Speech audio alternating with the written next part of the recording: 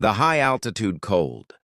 By 35, Ama Mensa was a name spoken, in hushed tones in the boardrooms of Accra. The penthouse. She lived on the 20th floor. From here, the people below looked like ants. She liked that. It reminded her that she was no longer one of them. Her apartment was a museum of success. Italian marble, Swedish glass, and gold accents that caught the morning sun. But it was silent.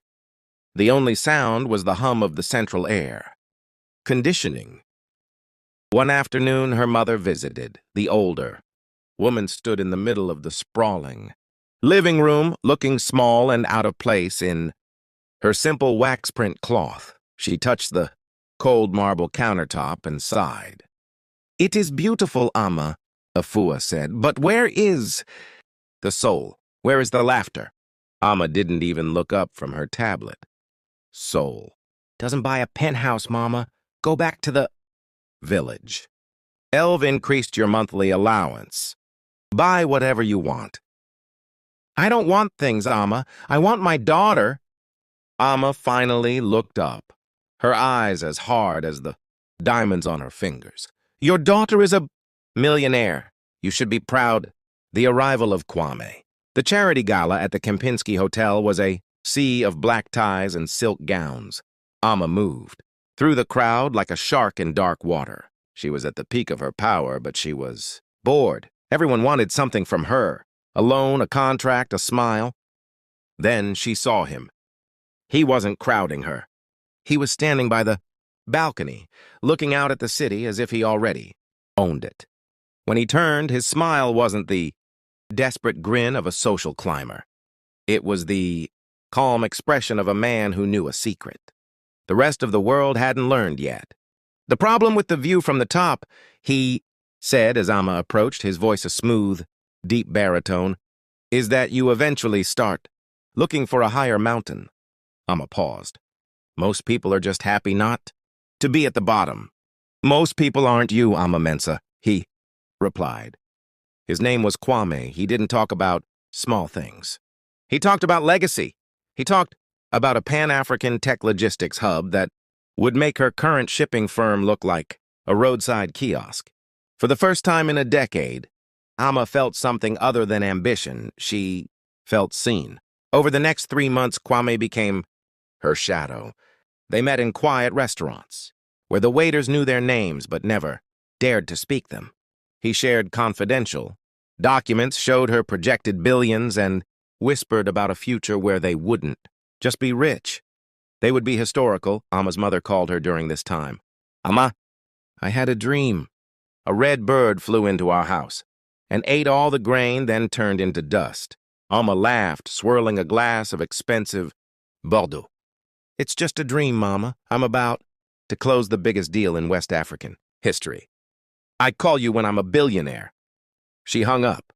She didn't see the red bird. She only saw Kwame's signature on the contract, next to hers. The slow bleed. The betrayal didn't happen with a bang. It happened with a whisper. It started with a Ichao technical delay at the bank. Ama sat in her leather office chair, staring at her computer screen. A wire transfer of $5 million, her personal liquidity, was pending da. She called Kwame.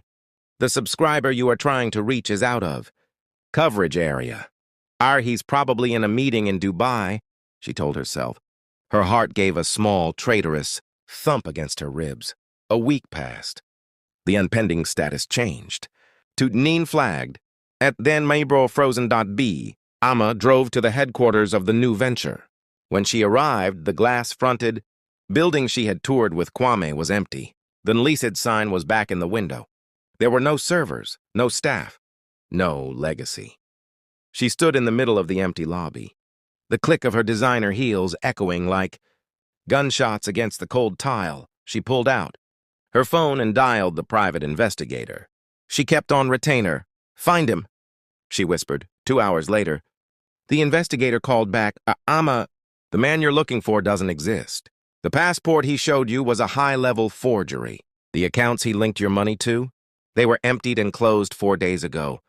The money is in a dark pool. It's gone." Amma felt the air leave her lungs. The marble walls of the lobby seemed to lean inward, suffocating her.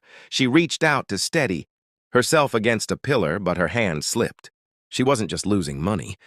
She had signed personal guarantees. She had used her original shipping company as collateral.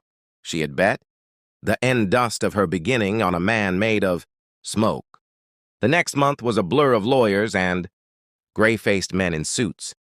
"We have to liquidate the penthouse, Miss Mensah. The fleet of trucks has been seized by the creditors. The board has voted for your immediate removal." She went to her friends, the people she had toasted with. One by one, the layers of Nama the Greats were peeled away, the people she had given jobs to. "I just need a bridge loan," she told a man she had once saved from bankruptcy. He wouldn't even look her in the eye. "Business is tight, Amma, you understand? It's nothing personal." The world she had, built on the foundation of Nat's success, everything was now showing her its true face, that remained of a decade of ruthlessness. If you have no success, you are nothing. The final day came when the locks were changed on her apartment. She stood on the sidewalk with 2 suitcases. It was raining, a warm, heavy Ghanaian rain that soaked through her silk blouse, making it heavy and cold. She looked at her phone. The battery was at 4%.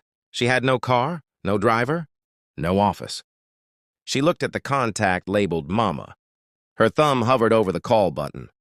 But her pride, even now, was a jagged piece of glass in her throat. She couldn't call. She couldn't admit the red bird had eaten the grain. She turned away from the luxury high-rises and began to walk. She walked until the paved roads turned to gravel, and the gravel turned to dirt. She walked until her designer shoes fell apart, and she was forced to continue. Barefoot, her soft, pampered feet bleeding into the red. Earth she thought she had escaped forever.